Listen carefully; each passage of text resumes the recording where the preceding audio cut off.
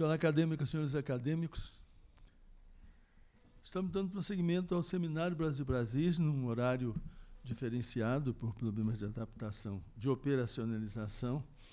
Normalmente, o Seminário Brasil-Brasis é na última quinta-feira do mês. Estamos na antepenúltima. E hoje, o Seminário Brasil-Brasis, dentro da programação da academia, ele se debruça sobre o que eu gosto de repetir, a cultura fazendo-se no cotidiano da realidade brasileira. A academia se pauta por um espaço de reflexão, bastante acentuado, reflexão sobre a cultura, seja a cultura nacional, seja a cultura planetária, nessas duas dimensões, aquilo que já está consagrado pelo tempo, pela tradição, e aquilo que está acontecendo. Nesse sentido, ela se insere numa reflexão sobre o acontecer, e basicamente do acontecer Brasil, como diz o título do seminário.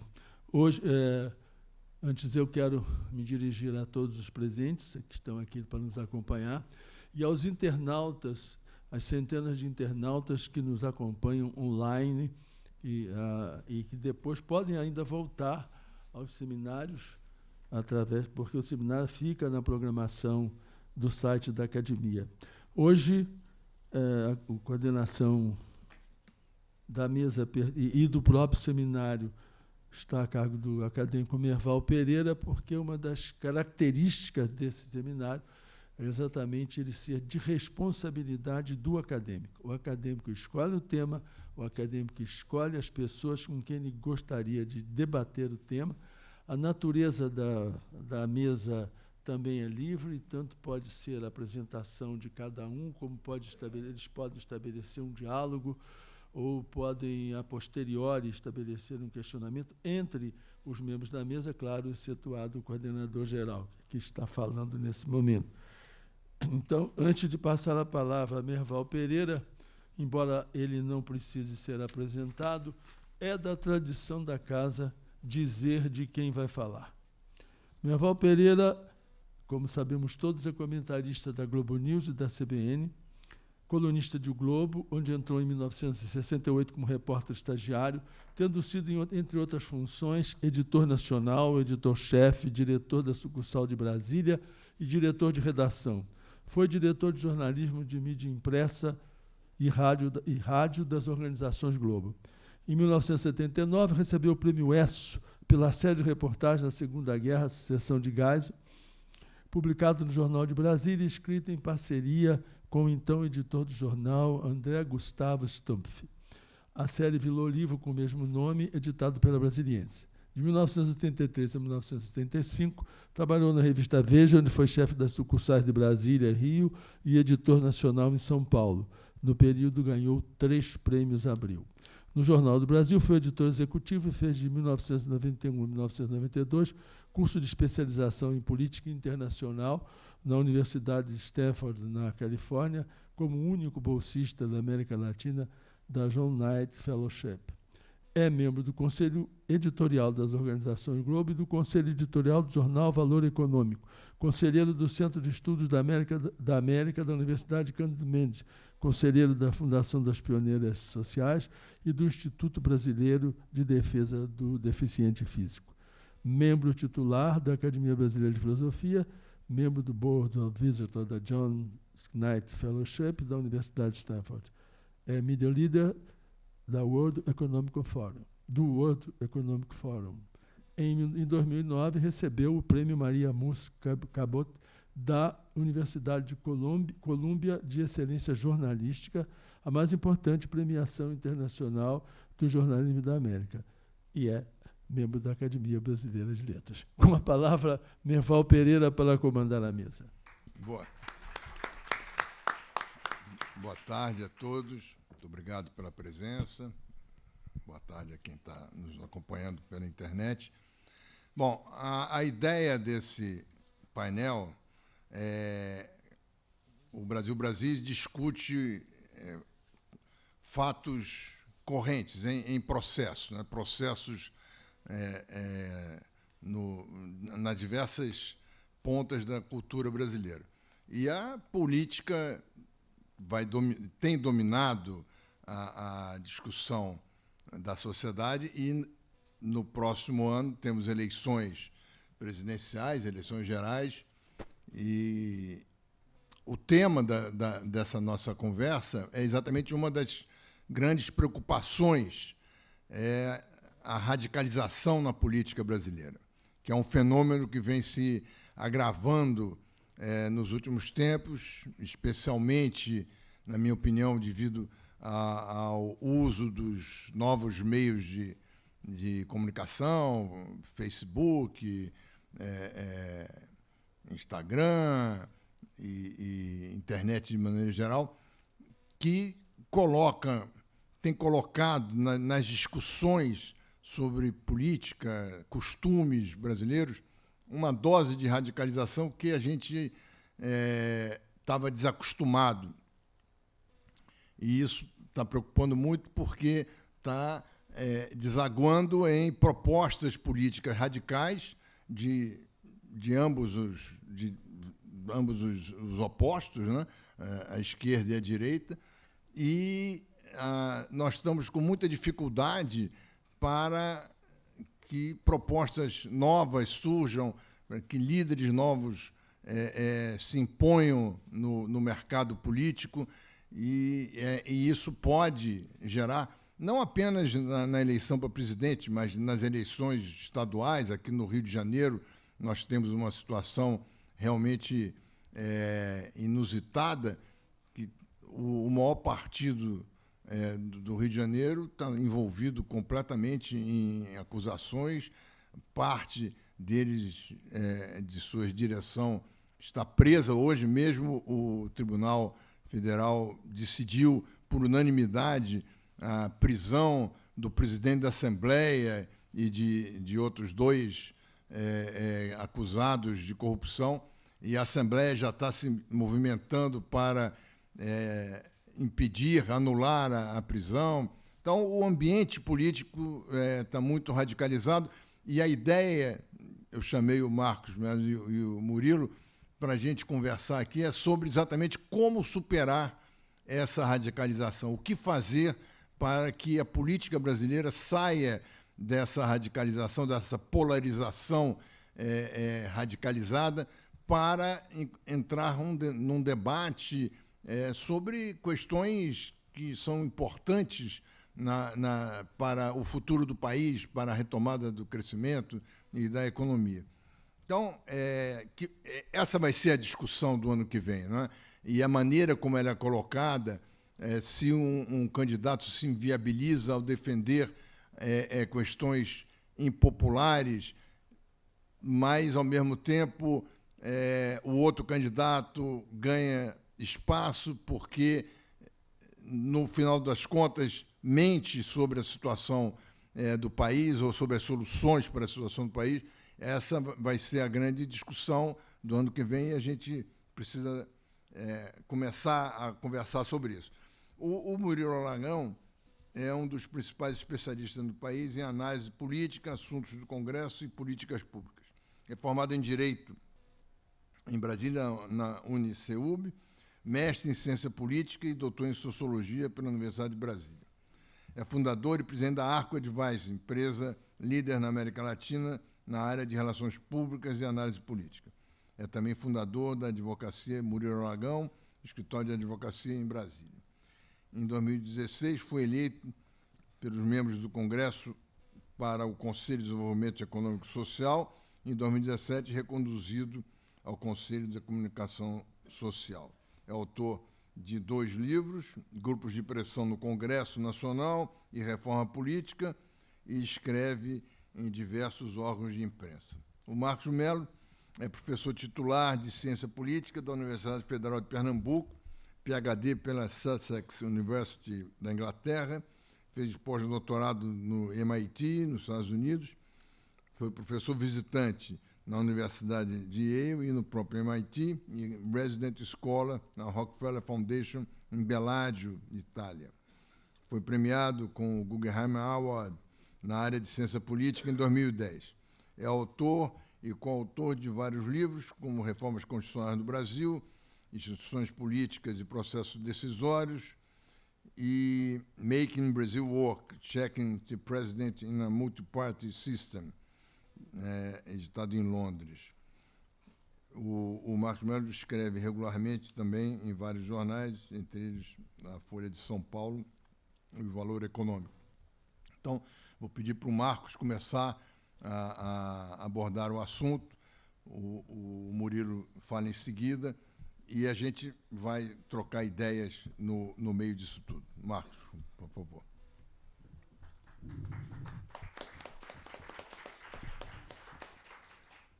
Boa tarde. Queria iniciar agradecendo o convite do Merval Pereira para integrar essa mesa. Fico muito lisonjeado de estar aqui nesse fórum, né, tão qualificado aqui na Academia Brasileira de Letras pela primeira vez. Foi um convite muito honroso e isso me deixa muito satisfeito. Eu quero iniciar essa discussão sobre como superar a radicalização no país com uma provocação que é o seguinte. Eu diria que a radicalização ela é um subproduto da crise institucional que nós estamos vivendo e não o contrário, como frequentemente se alega, né? Que uma polarização teria levado à crise institucional, né? Então, a direção da causalidade é de crise institucional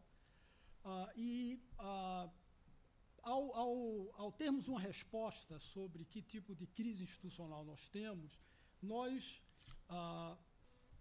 somos conduzidos quase que inexoravelmente a um diagnóstico de como produzir como superar, né, a polarização e a radicalização, que eu estou entendendo como sinônimos. Paradoxalmente, isso,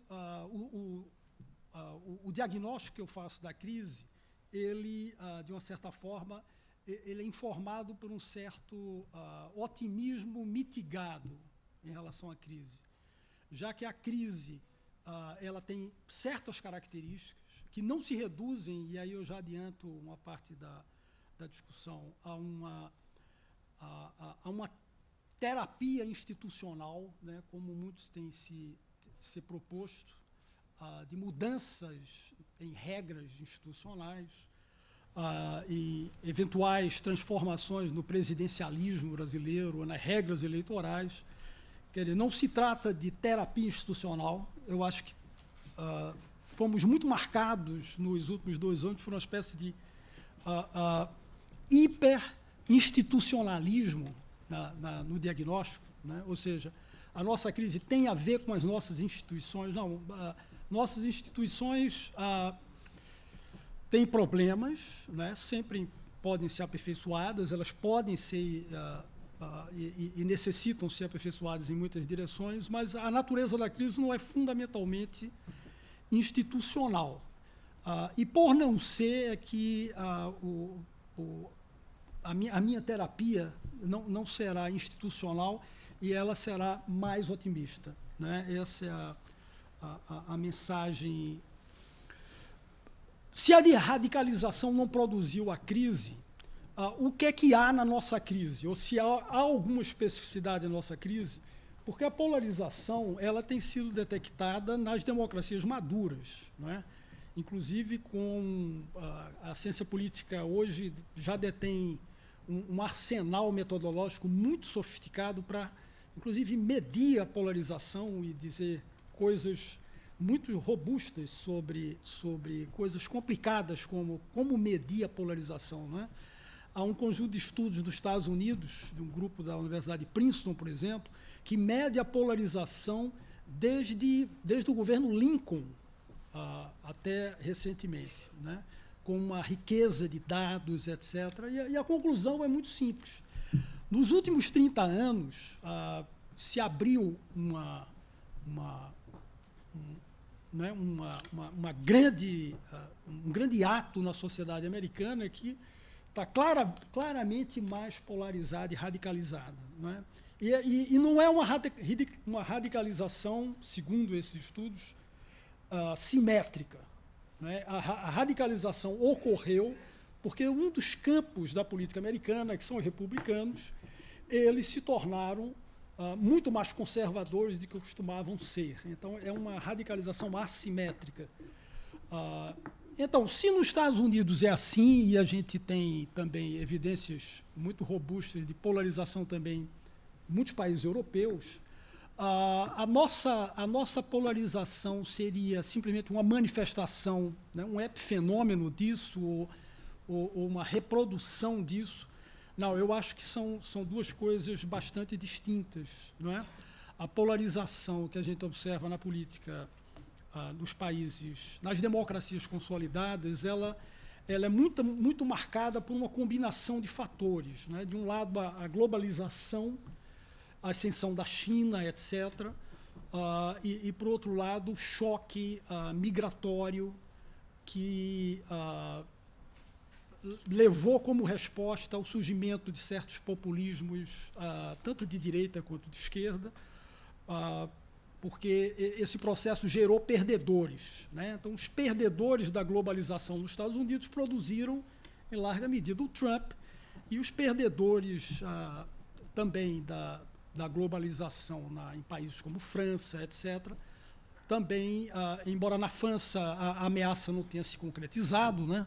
Mas ela se concretizou em vários outros países, Polônia, Hungria e por aí vai, também é marcado, né, por uma radicalização, surgimento na cena política de partidos, movimentos, etc., que reagem em favor dos perdedores dessa globalização que está associada a um certo internacionalismo liberal nos últimos 30 anos, né, de integração cada vez maior de mercados,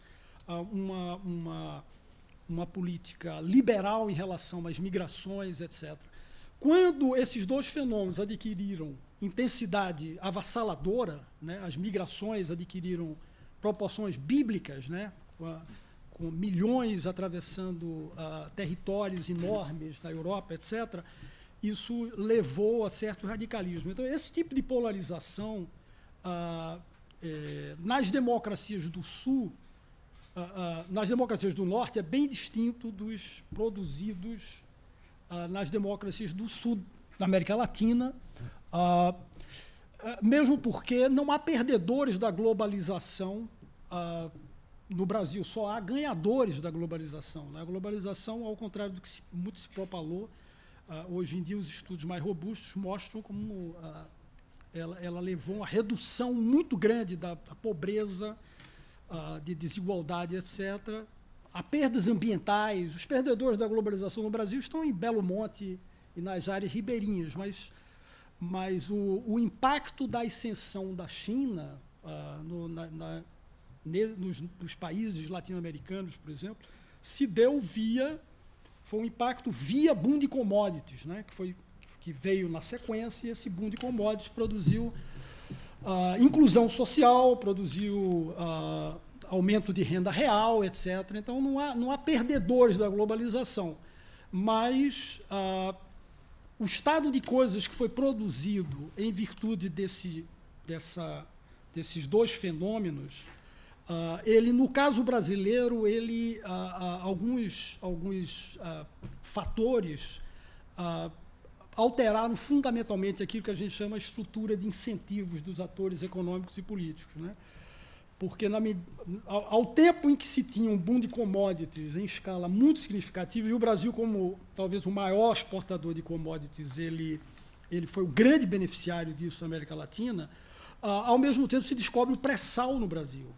Né? Então, isso leva a uma euforia, a um expansionismo fiscal quimérico, né, que produziu a crise que estamos experimentando. E, por outro lado, juntou-se a isso tudo uma janela de oportunidade, que é a realização da Copa do Mundo e das Olimpíadas no Brasil, no quadro dessa euforia fiscal, e no quadro de uma aposta redobrada, né, na intervenção do Estado na economia, etc., que fez com que o BNDES multiplicasse de tamanho, né, quadruplicasse de tamanho em poucos anos, na sua carteira, etc. Isso produziu aquilo que é muito conhecido na área da ciência política e da economia, que é a maldição de recursos naturais, né? Isso levou um certo expansionismo fiscal irresponsável, e uma das suas consequências é a grande crise representada pelo petrolão, né? O Rio de Janeiro foi o teatro dessas operações, na medida que concentrava os investimentos em petróleo, e óleo, e gás e petróleo. Aqui estava seteada a Petrobras, o próprio BNDES estava aqui, né? O teatro de operações de expansionismo foi o... Então, aqueles fenômenos que produziram uma crise que, em última instância, levou à polarização no hemisfério norte, aqui levou a outra coisa, levou a essas manifestações de maldição de recursos, etc. Então, a nossa crise tem outra natureza. Ela é fundamentalmente uma crise, aí ela é bem distinta. Ela é não só uma crise marcada pela frustração por um processo de mobilidade social vertical que vinha sendo produzido no bojo do boom de commodities, mas, ao mesmo tempo, ela leva a uma crise moral de larga envergadura, porque leva a uma exposição da corrupção como nunca houve em parte alguma, né? Uma corrupção ciclópica, e o que é mais relevante aqui não é nem a magnitude da corrupção, mas o grau de exposição quase pornográfico da corrupção. Isso produz uma crise moral no país, a falência das instituições, de um certo sentido. Na realidade, eu deveria qualificar bem essa última expressão falência das instituições, porque, na realidade, essa crise de representação associada à corrupção, ela é, ao mesmo tempo, uma manifestação do fortalecimento das instituições de controle e do judiciário, etc., que, pela sua robustez, né, gradativamente alcançada e adquirida, ela levou à exposição dessa corrupção. Então, a nossa crise tem essa dimensão moral que é única, porque não há nenhum argumento moral em relação à corrupção no debate americano sobre a polarização em torno do Trump, né?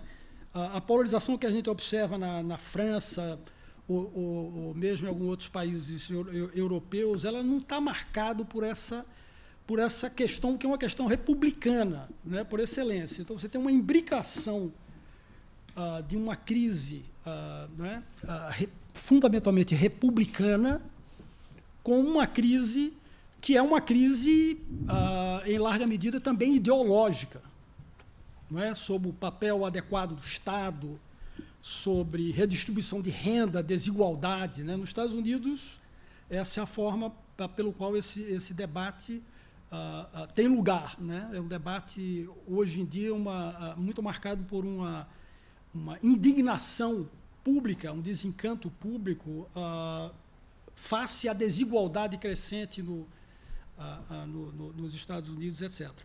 Então, como eu dizia, se a crise, então, no Brasil, eu digo que essa combinação, e escrevi isso em várias ocasiões, que essa combinação de uma crise avassaladora de corrupção, de exposição da corrupção, ao mesmo tempo de uma crise de grande magnitude econômica, né, com a clara interação entre essas duas dimensões, é um cisne negro, né?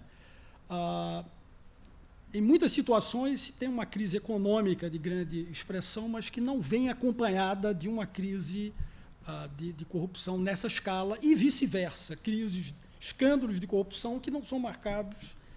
Então, isso é um cisne negro. Esse cisne negro levou entre outras coisas, um enfraquecimento brutal do poder executivo no país, né, da presidência, que perde sua base parlamentar de sustentação, embarca numa espiral de impopularidade, né, que vai de um pico de 75% a um dígito, que é bem diferente de popularidades, por exemplo, do atual governo, Temer, que era pouco mais do que 15 e que cai para 3, né? Uma coisa bem distinta de alguém que já teve uma popularidade de 75, etc. Então, isso mostra o impacto, né? O duplo impacto sobre o poder executivo. Num quadro de fragmentação do sistema de partidos, isso tudo tem como um desenlace quase que natural o impeachment. Não é? Então, a nossa crise ela é marcada por esse episódio. Então, ele é um episódio que cria e criou traumas. Não é? E ele vem acompanhado, né, de fenômenos de largo impacto, né, de grande magnitude, como a crise econômica, a crise de corrupção, etc.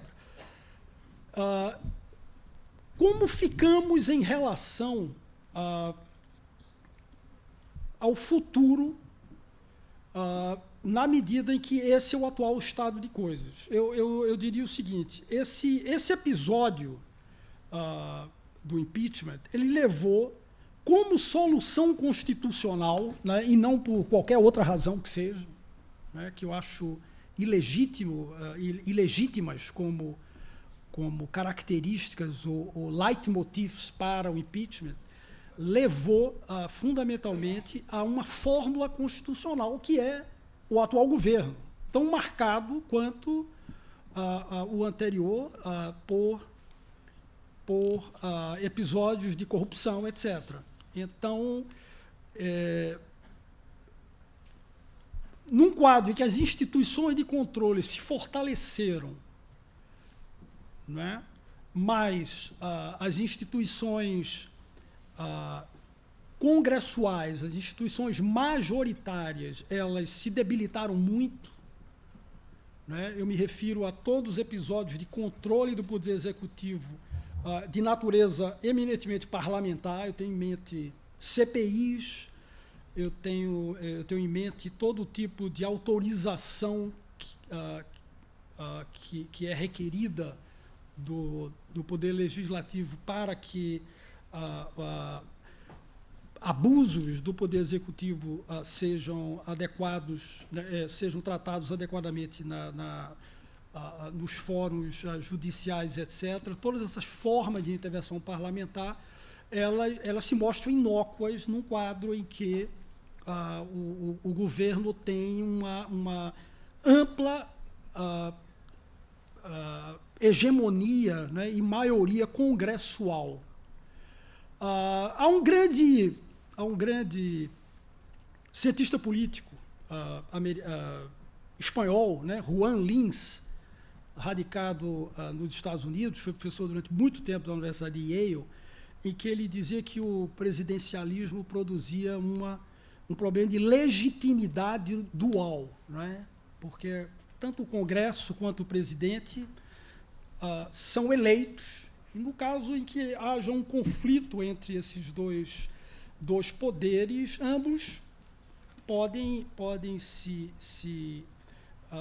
alegar, né, que estão assentados numa legitimidade majoritária, né, obtida nas urnas, etc. Eu diria que o nosso quadro, fazendo um paralelo com a expressão do Lins, é de ilegitimidade dual, né? Nós estamos num quadro em que o legislativo é visto como fundamentalmente ilegítimo e o poder executivo, o presidente, como fundamentalmente ilegítimo. Então, essa ilegitimidade dual, ela vai perdurar e ela própria alimenta. Ela não encontrou expressão onde deveria ter encontrado por uma das poucos exemplos em que as instituições não funcionaram no Brasil. Estou me referindo às instituições de controle e às instituições né? Podem ter errado no varejo, mas no atacado. Mas há uma grande lição que foi claramente uma falha institucional, que foi o julgamento do TSE das eleições de 2014. Né? Então, isso prolongou esse quadro de ilegitimidade dual. Ele só se encerrará em 1º de janeiro de 2019, né? Porque um novo presidente surgirá das urnas e ele estará investido de autoridade e legitimidade, embora nem tudo está bem garantido, né? Há um grau de incerteza grande, mas, de uma certa medida, parte da polarização ela vai desaparecer com isso. Não é? Se vamos entrar no processo de conciliação, eu revisitei agora, dado a pergunta do Merval, e eu vou elaborar um pouco esse ponto aqui nos 10 minutos que ainda me restam, né, como superar a radicalização política no Brasil. Se a gente colocar essa questão numa perspectiva histórica, no passado já houve muitos contextos históricos, né, em que isso foi intensamente debatido. Talvez o episódio mais paradigmático é o Gabinete Paraná, né, que depois daquelas revoltas, as últimas revoltas aí do período regencial e pós-regencial, forma-se o Gabinete de Conciliação. E há uma passagem do estadista do Império, né, na expressão do filho do Nabuco de Araújo, que é o Joaquim Araújo, mas referindo ao pai, em que ele diz a seguinte expressão: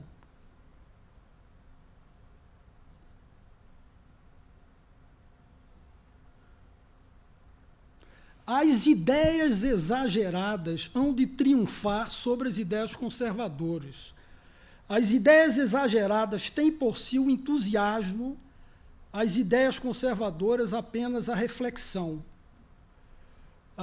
E Nabuco continua, né, elaborando sobre o papel de ideias exageradas. Nada mais apropriado do que o Brasil atual. Né? E esse é um grande tema na ciência política contemporânea, e há muitos estudos, né, e pesquisas muito tecnicamente muito complexas e sofisticadas sobre o processo de formação de crenças políticas, né, o papel da deliberação na realidade, todo esse corpus, né, de trabalhos teóricos e empíricos, etc., eles corroboram exatamente o que o Nabuco de Araújo falava sobre a estratégia da conciliação, que ele foi um pouco artífice também, mas, ao mesmo tempo, ele se preocupava, né, com o papel das ideias exageradas e o seu papel de se impor. O que é que essas pesquisas todas elas chamam muita atenção? Elas chamam a atenção de que nos Estados Unidos são pesquisas, inclusive, muitas de caráter experimental, né? É que as pessoas não mudam de crenças, mesmo quando expostas a né, bases factuais, né, ou experiências e evidências de que estão erradas. Não é? E quantos mais partidários os indivíduos, menos eles são propensos a mudar de crença. Então, uma certa perspectiva que nós poderíamos desejar como normativamente atraente, que é a ideia de que, uma vez que as pessoas se engajem num grande debate nacional e que fatos sejam, né, apresentados, etc., podem sair certos consensos, né, baseados nesse ideal epistêmico, né, como alguns chamamos de que a razão pública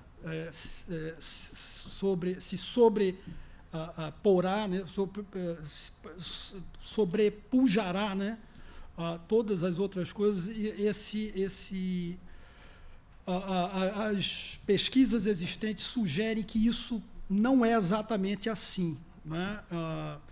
E as ideologias, elas filtram a forma com que os indivíduos percebem a política, entendem a política, e o máximo que se pode esperar são estratégias não exatamente de persuasão, mas de acomodação recíproca, né? Há um grande cientista político inglês, né, teórico, Bernard Crick, que ele faz, num livro, né, escrito há mais de 70 anos atrás, que é Em Defesa da Política, em que o livro inteiro é um elogio do horse trading, que é um termo muito curioso, né, do inglês, né, que é a ideia de fazer acordos, compromissos, etc., como a troca de cavalos, né? Então, o que se pode esperar, eu acho que é muito horse trading, mas pouco consenso sobre questões fundamentais. Então, eu sou otimista de um lado, por isso que eu falei de um otimismo mitigado, né? Porque a questão é a seguinte: se houvesse algo fundamentalmente errado nas nossas instituições, ou faríamos uma reforma para superar a crise e a polarização que ela resulta, né? Então, na ausência de uma reforma institucional, não haveria solução. Então, mas a crise não tem essa natureza, no meu entender. Ela é produzida por esse cisne negro. Esse cisne negro acontece poucas vezes. Aliás, é a própria definição do que é um cisne negro, né? Eventos de baixíssima probabilidade que podem ter grande impacto. E, por outro lado, ao mesmo tempo, ele é mitigado porque ambientes muito polarizados, eles não produzem mudança de crenças. Então, a ideia de uma renovação quase que epistêmica, né, ela provavelmente não irá acontecer. Obrigado. Eu estava tentando descobrir onde é que estava o seu otimismo, mas compreendo que a situação é tão complicada que... Mas você outro dia escreveu um artigo que é otimista nesse ponto, com base em alguns estudos, de que é possível um candidato defender teses impopulares e convencer o eleitorado delas. Não é tão impossível assim. Essa é uma tese otimista. Essa é uma possibilidade que a gente vai ter que enfrentar. Murilo, com a palavra, por favor. Bom, em primeiro lugar, eu estou emocionado com a possibilidade, o convite do acadêmico Merval Pereira de estar aqui. É uma honra, um privilégio, enfim, quase não acreditei, então ainda estou nas nuvens com o convite e com a honra também de compartilhar a mesa com o Marcos Mello, que é um reconhecido acadêmico da ciência política, e ainda mais tendo aqui o Edmar Baixa, amigo de longa data, a quem eu dedico uma frase aqui sobre a política: decifra-me ou te devoro. Porque como eu faço análise política para o mercado financeiro, você é obrigado a acertar, não é? Então, ou eu decifro a política ou ela me devora, né? Isso quer dizer que eu sou muito mais um decifrador da política do que um acadêmico da política. E me dedico a observar a política por uma ótica muito prática.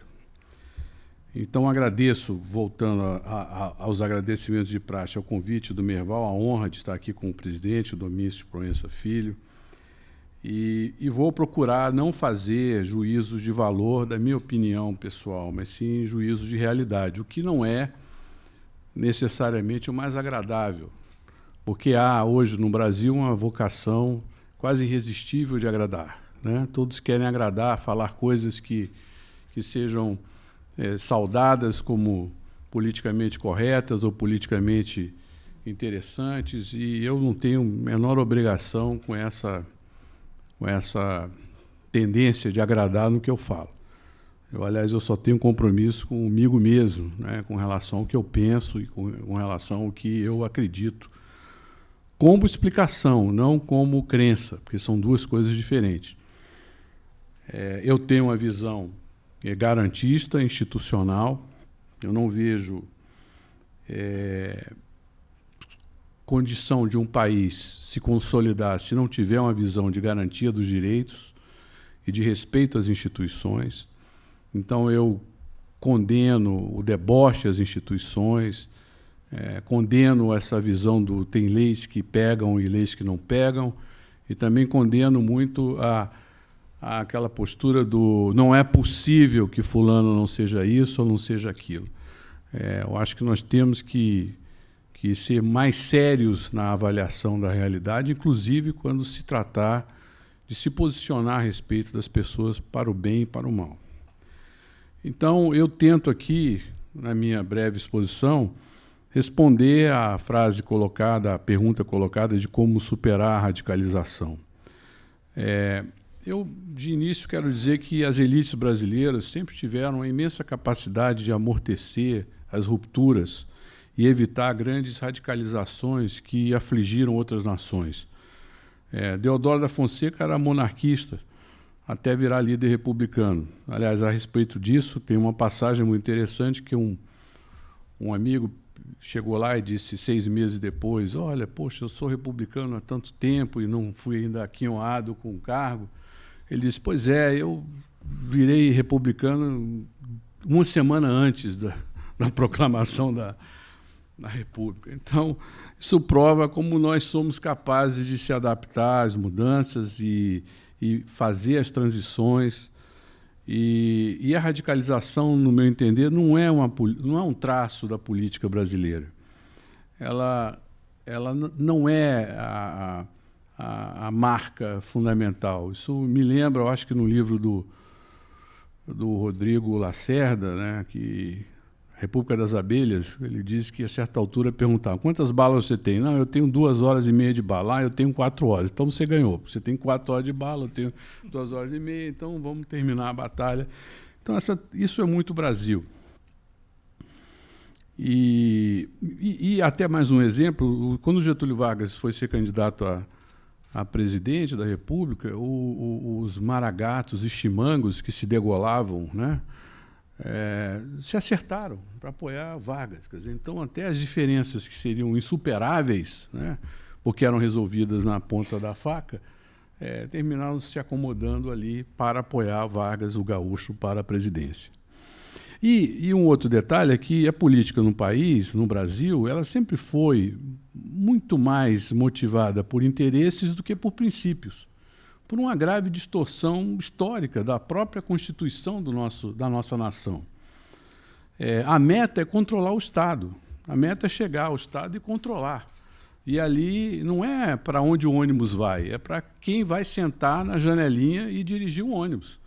Não estão interessados em implementar um projeto, mas sim controlar a destinação dos recursos e controlar essa entidade hegemônica que é o Estado dentro do nosso país.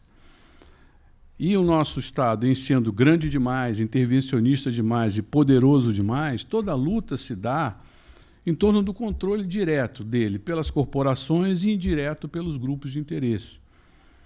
O debate ideológico no Brasil é precário.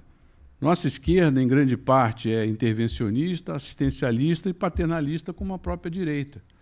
Eu dizia até, brincando com o presidente Fernando Henrique, acadêmico Fernando Henrique, de que nós tínhamos a social-democracia de direita e a social-democracia de esquerda. A de direita gostava de postos do DENOX, frente de trabalho, verbas para contra a seca, e a mais de esquerda é Bolsa Família, Bolsa isso e Bolsa aquilo. Mas, enfim, isso é um pensamento que prevalece no Brasil. E não há, a rigor, um grande questionamento acerca disso. Esse questionamento só ocorre quando nós fracassamos. quando existe um grande fracasso da política econômica, quando o Brasil fica prestes a quebrar, então, e começa-se a pensar se o modelo serve ou não serve. Então, o debate aqui sempre se deu em bases muito limitadas. O curral ideológico brasileiro é estreito, ele não é amplo, né? Ele tem ali as esquerdas e as direitas radicais, mas são mero coadjuvantes, muito ali para trazer uma certa pimenta ao debate, mas não são decisivamente influenciadores. Até porque aqui todos estão felizes com as bolsas, desde a Bolsa Família até a Bolsa BNDES. Todo mundo quer arrumar uma boca no Estado poderoso e que possa financiar o seu interesse. Trazendo para a nossa realidade mais próxima, o processo de impeachment foi muito doloroso e deflagrador desse processo de radicalização que nós estamos vivendo, porque representou, sobretudo, o naufrágio de um projeto de poder que queria se perpetuar. Porque esse projeto de poder das esquerdas vinha sendo gestado há muito e atingiu o seu ápice com a eleição de Lula, com a reeleição de Lula, com a eleição de Dilma e com a própria reeleição de Dilma. Ainda que ele não fosse um projeto harmônico nas esquerdas, mas a sua derrocada significou o desalojamento de imensa legião de aliados, que ocupavam quase 35 mil cargos de confiança no governo, e acesso privilegiado à distribuição de recursos, às bolsas tais que eu falei que o brasileiro gosta tanto. E controle de metade do sistema financeiro brasileiro, pois, como os senhores sabem, senhoras, o BNDES, Banco do Brasil, Caixa Econômica, Banco do Nordeste, BASA, BRDE representam mais de 50% do sistema financeiro brasileiro.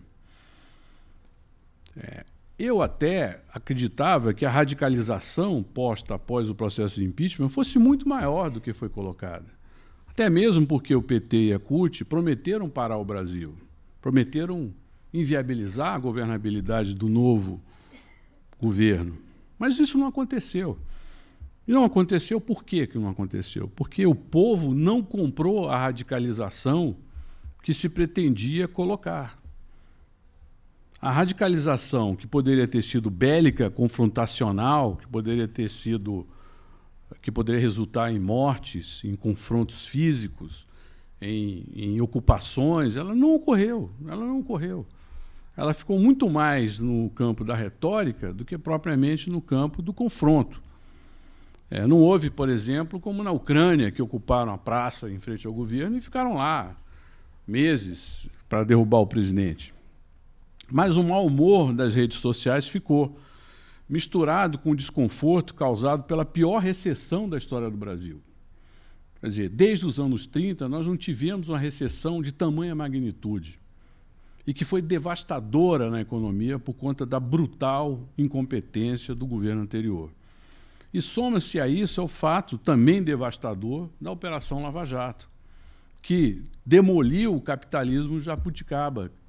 O nosso capitalismo, um capitalismo de laços, tão bem descrito pelo professor Sérgio Lazzarini, que associava financiamento por dentro e por fora de políticos em troca de benefícios desse grande Estado do qual a sociedade no Brasil é subalterna. E combinando esses fenômenos típicos de crise política e de natural resistência de quem é colocado para fora do poder, e aí até eu discordo do fato de dizer que o governo é ilegítimo ou legítimo, mas pelo fato apenas de que todo o processo de impeachment foi conduzido pelo Supremo Tribunal Federal e de acordo com a letra constitucional. Então, eu acho que essa discussão é superada, ela é mais uma questão de retórica e uma narrativa política. Mas, se formos ao pé da letra, não há nenhuma irregularidade ao que ocorreu. Mas o fato é que, combinando os fenômenos típicos de resistência, típicos de tempos de crise, nós temos a emergência das redes sociais. E é típico a radicalização do discurso político em situações de impeachment, e também é típico que quem saia construa uma narrativa de resistência e que termine buscando a radicalização. Então, um dos vetores da nossa radicalização é até mesmo uma volta às raízes das forças que elegeram Lula para o seu nascedouro, para buscar ali a força para o recomeço. Não é aqueles que votaram no Lula que não eram petistas. Então, toda a narrativa da resistência é justamente para reagrupar as forças e promover um recomeço dessas forças, mais do que natural, estrategicamente certo. O outro vetor de radicalização ocorreu no âmbito da Lava Jato, que tem dois aspectos essenciais. Um é o alcance espetacular das investigações e o outro é a mediatização dos processos. Quer dizer, os processos que se relacionam com a Operação Lava Jato se tornaram espetáculos mediáticos. E essa mediatização também acirra os ânimos, porque há ali toda uma narrativa quase que novelesca em torno dos episódios, a exibição dos depoimentos, a repetida exibição dos depoimentos, dos áudios, os vazamentos, cria toda uma narrativa que, obviamente, esquenta o cenário político e interessa também porque desperta a atenção. E, além do mais, ocorreram prisões de políticos antes intocáveis. Então, a própria Operação Lava Jato ela tem consequência, e a consequência gera um sentimento de que agora nós vamos conseguir limpar o país. E muitas vezes a própria cobertura mediática ela tenta não apenas noticiar, mas conformar o fato às suas expectativas. E aí se vê claramente que quando o ministro do Supremo toma uma decisão que a opinião pública ou a opinião publicada gosta, há uma cobertura favorável, mas se esse mesmo juiz toma uma decisão que não se coaduna com essa expectativa, há uma repercussão negativa. Isso é típico do país, mas faz parte da democracia e é assim que tem que ser. Então, nós vivemos, desde 2014, um entrechoque de ondas variadas. A agonia do governo Dilma, o processo de impeachment, a recessão, a tragédia do desemprego, o avanço da Lava Jato e a real possibilidade de políticos serem varridos do sistema político nacional. Ora, então não é surpreendente que se chegue a um nível de radicalização. Mas eu pontuo que é menor do que se prometia, do que se esperava frente ao que aconteceu. E muito dessa expectativa foi alimentada pela expansão das redes sociais, que hoje é um grande fenômeno. E para 2018, nós vamos ter, pela primeira vez na história do país, as redes sociais sendo mais importantes do que a imprensa como formador de opinião do eleitor. Ou seja, a imprensa fica num papel secundário frente às redes sociais, ainda que as redes sociais terminem repercutindo o noticiário da imprensa. Quer dizer, lógico, a imprensa continua a produzir o conteúdo, mas são as redes sociais que vão abastecer todo o debate, todo o processo que vai formar a opinião dos eleitores. E como as redes sociais elas são caracterizadas pela superficialidade da informação, muitas vezes pelos os chamados fake news, é evidente que é um processo que muitas vezes não tem a devida densidade ou a devida reflexividade para a devida tomada de decisão.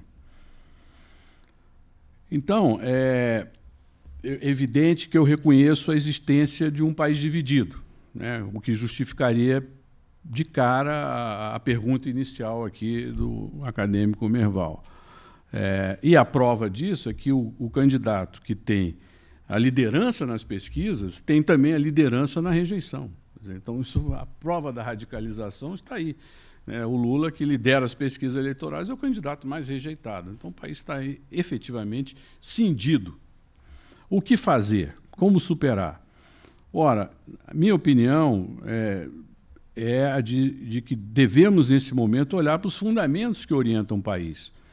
Tentamos ser uma democracia, somos no papel, mas não somos verdadeiramente democráticos. Temos uma vocação autoritária, fruto, como eu disse, da prevalência do Estado sobre a sociedade. Porém, a gente tem que reconhecer que, se é ruim com a nossa democracia, seria muito pior sem ela, para todos, radicais ou não. Então, reconhecendo que a democracia é a única forma de enfrentar a radicalização, o que nos cabe é trabalhar pelo fortalecimento dos fundamentos. Claro que são aqueles óbvios: transparência, integridade, o interesse público, equilíbrio, justiça, respeito aos direitos e garantias que estão na Constituição. Não é o caminho fácil, porque esse é um caminho de construção que depende da educação, depende da qualidade da informação, depende do interesse. Não é fácil despertar o interesse da cidadania para a política, mas é o caminho que temos. E no caminho da democracia, a única estrada que existe é a política.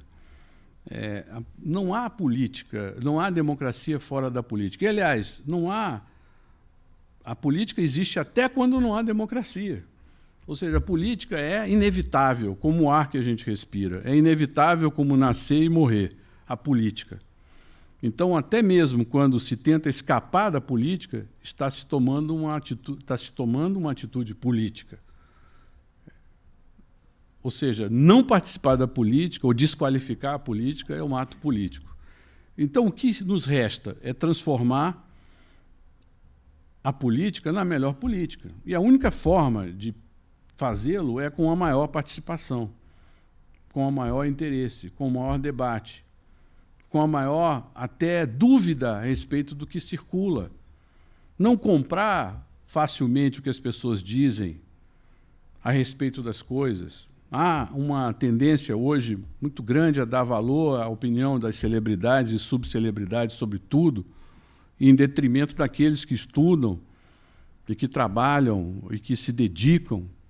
Isso é um problema muito sério na sociedade, porque muitas vezes o interesse não é esclarecer, mas sim de aparecer bem, né, de surgir com um comentário adequado que vai agradar a plateia, e não é isso que interessa a um país.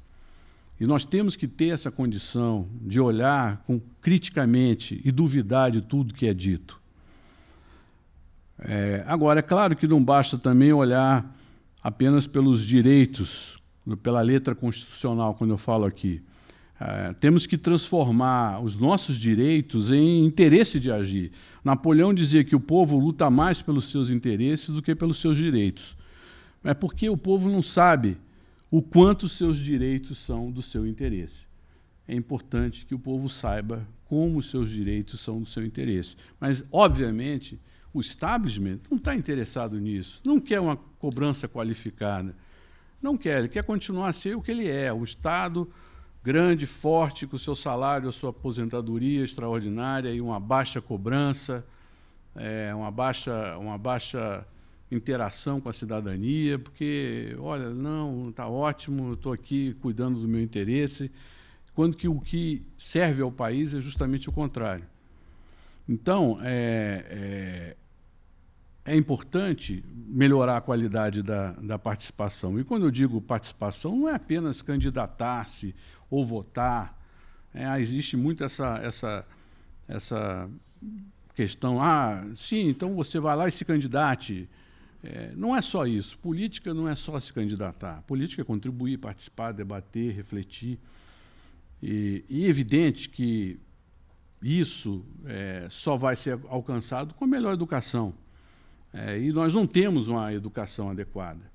Então, vai demorar ainda muito tempo para que a gente consiga atingir um nível de educação que nos traga essa maturidade política para se discutir a política com seriedade. Mas aí cabe às elites educadas tentar atalhar o caminho, não impondo, mas sim esclarecendo, sim mostrando. Não há visão elitista da política, mas sim uma visão de que aqueles que são mais preparados, aqueles que tiveram melhores oportunidades, que se dediquem a tentar levar à luz aqueles que não têm. Então, aí eu busco como caminho para reduzir a radicalização, fortalecer os fundamentos que eu mencionei, buscar uma educação cidadã a favor da democracia, da pluralidade, da tolerância e da empatia. Lembrando aqui até uma matéria que a minha irmã Fernanda me mostrou uma vez, que na Dinamarca se ensina empatia nas escolas. Então as pessoas aprendem a pensar no lugar do outro. Isso no Brasil não existe, né? Ninguém pensa no outro, né? Todo mundo está pensando em si mesmo, cada um que cuide de si. E isso é uma tragédia para uma sociedade. Então, há um papel da educação muito sério. E quando eu falo educação, não é apenas educação escolar, mas sim da educação como um todo, como a informação, como o debate, a cultura, as palavras, a postura. E, mais praticamente, hoje nós temos ainda algumas ameaças. As redes sociais trazem a ameaça do fake news. E o fake news pode destruir a democracia. Ficou claro o que aconteceu no Brexit, na eleição de Macron e na eleição de Trump. A ingerência dos fake news, né, dentro do processo eleitoral e político. Então, a democracia, a nossa democracia, que, além de tudo, é viciada por um processo que sempre foi corrompido pelo abuso de poder econômico, pelo abuso do poder do governo, pelo abuso do poder dos sindicatos e das corporações. Quer dizer, essa é uma eleição sempre... E que, pelo menos, 1/3 dos deputados foram eleitos de verdade. 2/3 vieram de carona nesse processo eleitoral anacrônico que temos no país. Ora, a fake news é uma ameaça que nós temos que pensar como tratar para as eleições de 2018. Outra questão é o próprio direito de resposta, o direito da ampla defesa. Eu vejo com certo estranhamento prisões temporárias de longo prazo. Eu não discuto aqui a culpa, o grau de cretinice de A ou B, mas sim o direito e a justiça de como aplicá-la. Então, vejo que há hoje uma certa tensão entre o garantismo e o ativismo judicial que toca aqui e ali nos direitos constitucionais de uma forma polêmica, de certa forma polêmica. Me preocupa, sim. E também me preocupa muito o fato que a gente termine aceitando tudo como verdades prontas, sem o princípio do contraditório. Nós precisamos ter o princípio do contraditório, precisamos explorar a dúvida, precisamos explorar a diversidade e ter a paciência para isso. Infelizmente, o Brasil não é um país paciente para explorar as suas dúvidas e as suas contradições. Ele prefere respostas rápidas. As respostas rápidas nem sempre são as melhores. Por fim, digo que toda a qualidade do processo político vai melhorar com a participação, e a radicalização deve ser contida dentro dos limites já impostos pela Constituição e canalizadas para a participação da sociedade. Que essa energia que existe seja feita, seja canalizada para uma participação produtiva e ativa e não destrutiva em benefício do fortalecimento da nossa democracia. Muito obrigado. Bom, o Murilo, com a sua ampla vivência na política de Brasília, nos trouxe uma visão crua, uma visão que ele mesmo disse que não é a visão necessariamente dele, mas é como os fatos se dão, não é? E foi muito bom que colocou a nossa necessidade de superar a radicalização dentro de parâmetros possíveis, né? Dentro da nossa democracia deficiente. E com relação à fake news, que é um assunto que realmente eu acho que merece a preocupação da sociedade, é um exemplo só de como o Estado acha que pode resolver as coisas. Para combater as fake news, o ministro Gilmar Mendes, presidente do Tribunal Superior Eleitoral, e o diretor da ABIN estão querendo montar um esquema para controlar as fake news. E aí é o seguinte, controla que fake news? Qual é o pensamento deles sobre fake news? Quem é que faz as fake news? O que deixam passar são as fake news que eles acham que são verdadeiras. É uma situação que o Estado não pode controlar. Não é? A sociedade tem que controlar e os novos meios de comunicação, que são os culpados pelo descontrole das fake news, que tem que ser responsabilizados. Mas esse é mais um exemplo do Estado grande que acha que pode resolver tudo. Bom, eu acho que foi uma boa discussão, um início de uma discussão que vai ser uma discussão fundamental no decorrer do próximo ano. Então, eu queria agradecer a todos e passar a palavra para o nosso presidente aqui encerrar a sessão. Muito obrigado, Merval.